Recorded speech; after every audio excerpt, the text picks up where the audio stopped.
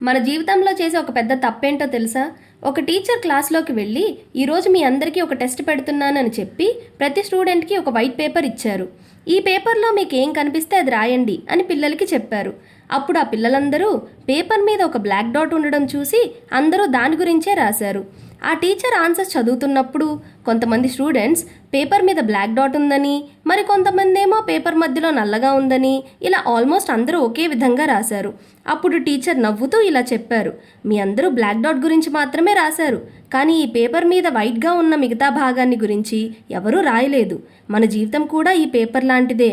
ఈ white part మన జీవితంలో ఉన్న మంచి విషయాలు, కుటుంబం, ఆరోగ్యం, స్నేహితులు, ఆనందం, అవకాశాలు, ఇలా.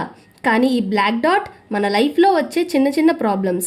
మనలో చాలామంది మంచి విషయాలను మర్చిపోయి చిన్న సమస్యల మీదే దృష్టి పెట్టి లైఫ్ని ఎంజాయ్ చేయలేకపోతుంటాం.